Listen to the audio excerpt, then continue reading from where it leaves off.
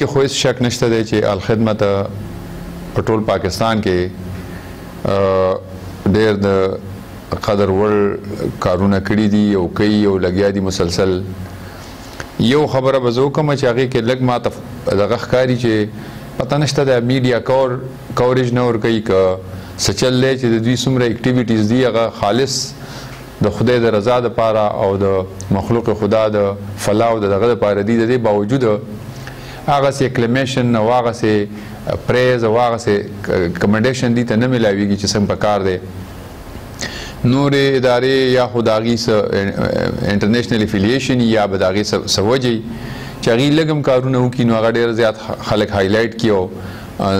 د هغې ډېر اخبارونه او ټي ویګان او څه هغې له کوریج ورکړي. زه نه یم خبر چې الخدمت دومره ډېر کارونه کوي. دا ټول مخکې زه چونکې خپله هم 400 سړی یم دلته یو ارګنایزیشن و چې هغه الخدمت فاونډیشن و چې هغې خلکو په سیلاب کې په مخکې د زلزلې دوران کې یعنی ادر دین ګورنمنټ چې دی نو دا یو ارګنایزیشن دی چې دا کار کوي. د هغې باوجود لکه هغسې اکلیمیشن او هغسې دغه دې ته نه میلاویږي چې کم د دې حق دی. دا چې کومه نورحسین بھائی موږ زه وګرځولم زه واقعي رښتیا درته وایم ډېر زیات خوشحاله شوم الحمدلله چې په 400 کې دومره په ریزنیبل ریټس باندې بلکې نیګلیجبل ریټس باندې مثلا الټراساؤنډ سرکاري 180 روپۍ اخلي 200 روپۍ اخلي. دغسې چې څومره ما صفایي وکته او چې کوم شعبې ما وکتې نو زه رښتیا خبره ده بالکل ما ته داسې ښکاري نه داسې ښکارېدی لکه چې نارت ویسټ کې سړی ناست وي بلکې د هغې نه هم ښه که د کمرو صفایي لایټینګ سیسټم یو سیس چې ما وکتو زه ډېر زیات میټیکولیس یم په دې کې پکو ته ګورم چې د پکو رنګ څه دی چې چا دغه ورکړی که نه دا دغه دا د شیشو میشو دا چې کومې کړکۍ لګېدلي د دې دا ګوټونه ګورم چې دې کې چېرته دغه مغه شته که نشته. نو رښتیا خبره کوم انامجي صاحب چې زه امپرس شوم. د 400 خلکو ته یو خدا خبره ده چې په کار ده چې دوی ډونیشنز ورکوي صرف الخدمت نه هر چاته دی ورکوي خو الخدمت ځان ثابت کړی دی هغې خپل خدمت هم ثابت کړی دی هغې خپل لکه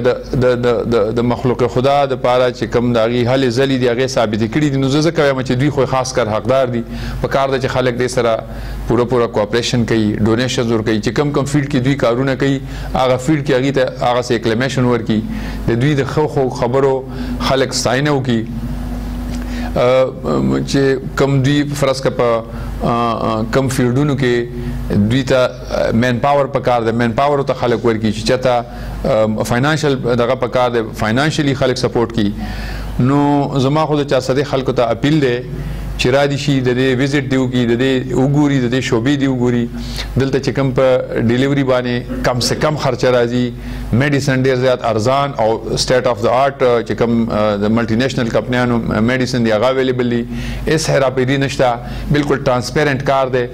نو زه خو به د 400 خلکو ته ووایم چې یو خدا چې تاسو خپل مریضان دلته راولئ او دلته د دې د